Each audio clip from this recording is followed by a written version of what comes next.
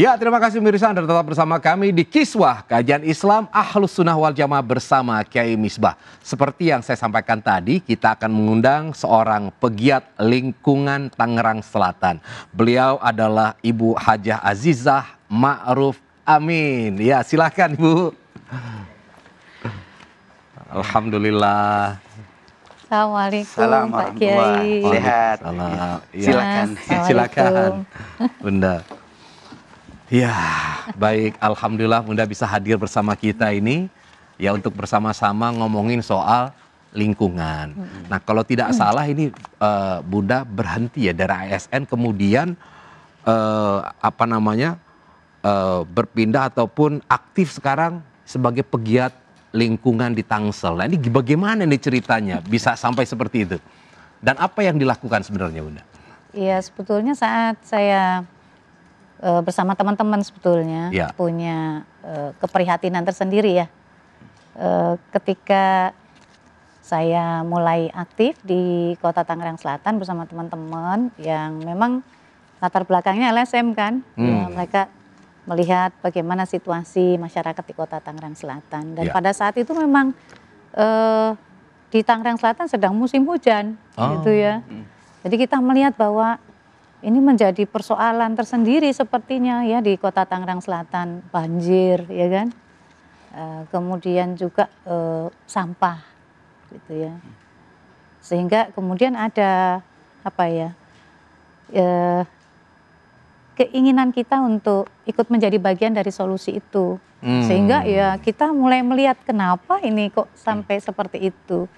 Kami ingat banget ya waktu para ulama menyampaikan bahwa kesalehan itu kan ada beberapa macam, di antaranya kesalehan pribadi, ya kan, ada kesalehan sosial dan juga ada kesalehan lingkungan. Nah ini yang saya lihat diabaikan oleh banyak orang-orang Islam ya, karena kita melihat tadi ya disampaikan juga di dalam ceramahnya Pak Kiai, bahwa ini banyak sekali kerusakan yang terjadi termasuk di Kota Tangerang Selatan. Sehingga banjir itu ada di mana-mana. Bahkan tahun yang lalu 2019 kami membantu itu korban-korban banjir yang di perumahan. Nah air ini kemudian banjir itu karena airnya tidak bisa pulang. Tidak ada tempat dia pulang. Sehingga ini kelihatannya cara memandang persoalan banjir ini yang perlu kita benahi sama-sama. Bahwa sebenarnya itu kan asalnya hujan ya Pak Kiai ya. Hujan tadi disampaikan Pak Kiai itu rahmat. Makanya akhirnya kita mau mengedukasi masyarakat bahwa air itu adalah rahmat ya kan. Sehingga yang kita harus benahi itu bukan banjirnya, karena banjir itu kan sebab ya. Tapi air hujannya yang harus kita kelola. Makanya kami dengan teman-teman ini mengedukasi masyarakat.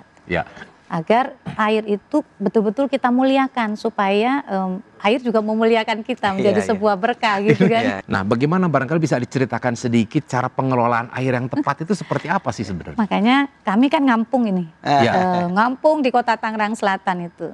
Sehingga kami edukasi bahwa kami ingin masyarakat mengenal air itu dengan baik dengan cara memanen. Nah, kalau di Bogor kan kotanya hujan, Tangsel kita mau ajak masyarakat jadi kota panen hujan. Nah, gitu. Itu maksudnya gimana memanen hujan itu? Air hujannya tentu kita manfaatkan ya. Air hujan itu kan biasanya jatuh begitu ya. Ya di dalam Al-Quran kan disampaikan bahwa air yang naik ke langit lalu dengan yang turun kan ukurannya sama sebetulnya. Nah, sehingga air itu ketika naik lalu turun, lah kita harus manfaatkan, ditampung air hujannya. Ketika itu tidak ditampung, akhirnya kemudian kita lesapkan ke dalam bumi. Nah, kita bikin sumur-sumur resapan, sehingga air itu punya tempat untuk pulang. Dan sisanya tentu dia akan mengalir ke selokan, ke sungai, dan ke laut. Sehingga tentu itu akan mengurangi volume air yang bisa menyebabkan banjir. Itu yang kita ajak, sehingga kita juga mengajak masyarakat di Kota Tangerang Selatan untuk tempat-tempat yang ada di rumah-rumah, kantor-kantor itu betul menerapkan eko masjid misalnya. Masjid itu bukan sekedar dia menggunakan air, tapi juga dia memanfaatkan air. bahkan Majelis Ulama Indonesia setahu saya sudah juga membuat pedomannya itu. Pedoman mengelola air di berbasis masjid. Jadi eko masjid itu. Sehingga kita juga mengingatkan masyarakat di Tangsel dengan mengedukasi mereka dengan cara itu panen hujan. Bahkan kita sambil nyanyi itu. Waduh, ini kayaknya pengen denger ini ada lirik tentang air. Bagaimana itu? Barangkali bisa diperdengarkan sedikit. Iya, sederhana sebetulnya ingin mengedukasi ke kampung-kampungan. Kalau di kampung-kampung yang mudah dicerna kan. Nah, kita bilang bahwa air ini harus kita panen, air itu harus kita tangkap, lalu kita lesapkan dan kita kita sesapkan. Kita sesap airnya, kita lesapkan airnya ke dalam bumi. Itu ada lagunya sederhana sekali. Makanya kita ini pengen dengar, ini penasaran, pengen tahu lagunya seperti apa. Nah, sederhana sih Pak Kiai. Coba, izin saya izin. Jadi menarik ini ya. Ayo kita memanen hujan agar banjir tak lagi datang. Ayo kita memanen hujan agar kemarau tak kekeringan. Simpan airnya lalu gunakan untuk melayani kehidupan. Jangan sia-siakan rahmat Tuhan agar tak menyesal kemudian. Tangkap airnya, sesap gunanya, lesap sisanya, begitulah caranya. Begitu sederhana sekali. Yang di akhir tadi gimana? Tangkap airnya, lesap, sesap gunanya. Sesap gunanya. Ya, itu kita manfaatkan untuk kehidupan kita kan, untuk mencuci, untuk bahkan kalau sekarang teknologinya sudah bagus bisa jadi air kemasan kan gitu ya. Betul. Air yang ditampung sehingga air yang sisa kita yang kita manfaatkan, kita sesapkan, lalu sisanya kita lesapkan. Nah ini kalau musim kemarau kan tinggal kita ambil gitu kan. Dilesapkan maksudnya dikembalikan lagi ya. Sumur-sumur resapan itu yang kita buat di rumah-rumah, kantor-kantor, masjid-masjid, di restoran-restoran sehingga kita tidak kekurangan air pada saat musim kemarau gitu. Ya, jadi tangkap airnya, sesap gunanya, lesap sisanya. Begitulah caranya. Masya Allah. Jadi ini luar biasa itu. Masyarakat harus terus kita edukasi ya, karena tadi disampaikan orang masih melihat bahwa banjir yang jadi persoalan. Sesungguhnya air yang harus sebetulnya kita kelola, bukan sekedar banjir tapi air di hulunya ya, karena hulunya air itu kan hulunya mata rantai mengalirnya air sebagai sumber kehidupan gitu.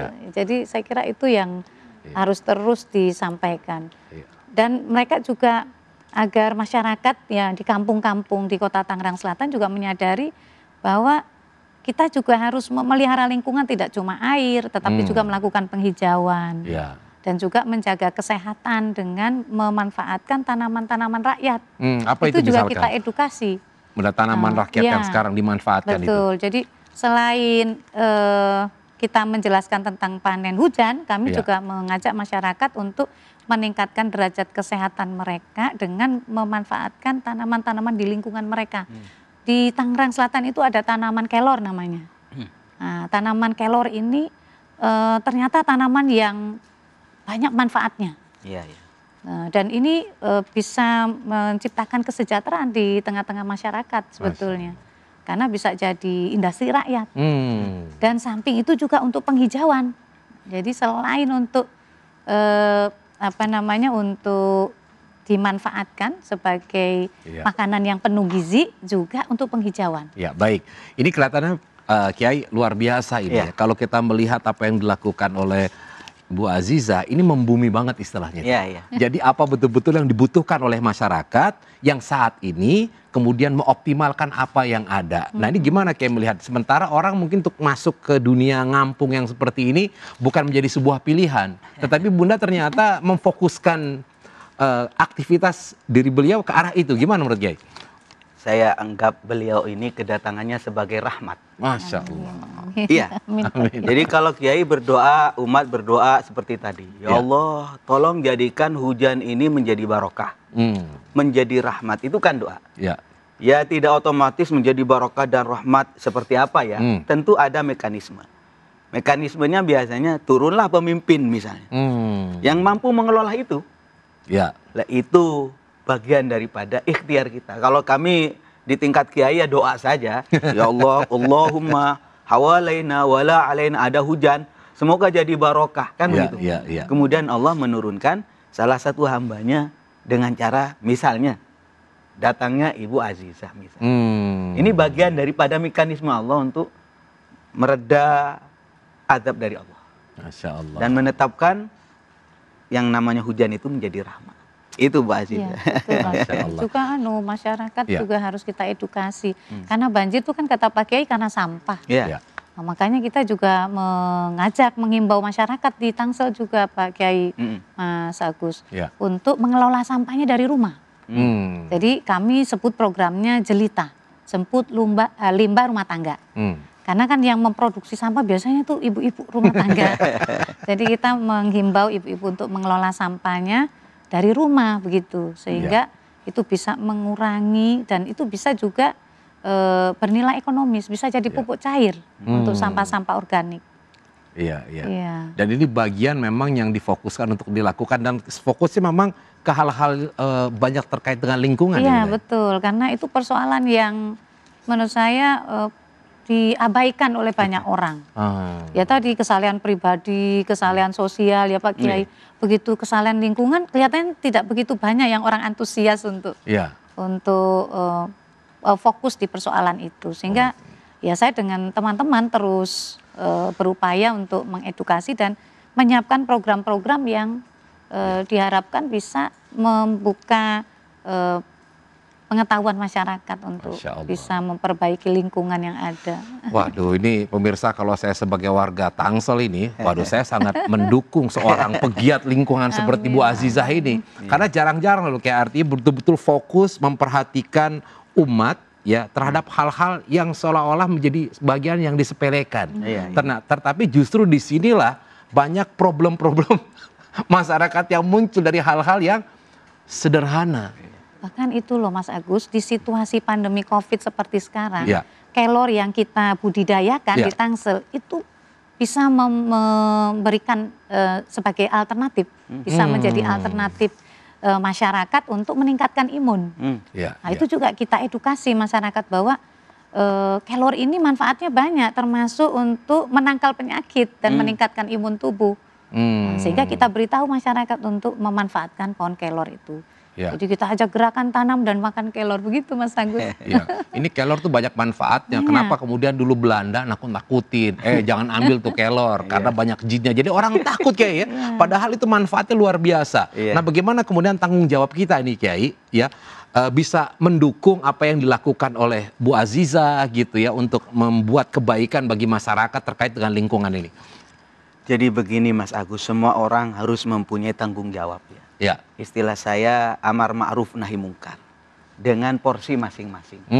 Kalau kiai ya baca kitab ya. Bagaimana sekiranya masyarakat tidak tersesat amaliyahnya, tidak tersesat akidahnya. Ya saya tugasnya semacam ini. Kemudian dengan mekanisme Allah kemudian turunlah misalnya hamba-hambanya Allah. Misalnya dalam masalah mengobati penyakit. Di saat kita sakit, ya Allah sembuhkan kami misalnya. Maka Allah kemudian menurunkan seorang dokter dengan obat-obatannya. Itu bagian mekanisme. Karena itu, mari semua masyarakat, Ibu Azizah, saya, Mas Agus, yang hadir semuanya ini mempunyai tanggung jawab. Apa yang disebutkan tadi, tanggung jawab moral ada, tanggung jawab sosial ada, tanggung jawab lingkungan juga ada. Dan semua apa yang kita lakukan ini pasti yang baik dibalas sama Allah. Masya Allah. Nah ini saya harapkan siapapun pemimpin, itu tugasnya Bu Azizah sebenarnya sederhana kan. Pemimpin itu tugasnya hanya dua Mas Agus. Alladzi at'amahum min ju', memberi rasa kenyang. Dan yang nomor dua, wa amanahum min khauf, memberi rasa aman. Lah, rasa aman tadi aman dari banjir, aman dari bencana. Lah inilah yang kita harapkan dari seorang pemimpin. Masya Allah. Nah, pemirsa, Islam itu adalah agama yang sangat luar biasa, rahmatan lil alamin. Nah, tetapi perlu ada orang-orang yang menerjemahkan rahmatan itu dalam kehidupan sehari-hari. Salah satunya adalah Ibu Azizah ini. Nah, pemirsa, kita akan jeda dulu ya, Bunda, karena setelah ini nanti akan ada kita menjawab pertanyaan sekaligus juga akan ada amalan. Saya kira Anda juga yakin ya, akan menunggu amalan-amalan yang disampaikan oleh Kiai kita. Baik, sebelumnya saya ingin sampaikan pula kepada Anda, kalau tadi Ibu mengajak untuk menjaga lingkungan, kali ini kita ingin mengajak ya kita semua untuk sama-sama peduli kepada anak-anak yatim yang terkena ataupun terdampak COVID-19. Jadi mari sama-sama kita sisihkan apa yang kita miliki untuk program peduli yatim dan duafa terdampak COVID-19. Tetap bersama kami di Kiswah Kajian Islam Ahlus Sunnah wal Jamaah bersama Kiai Misbah.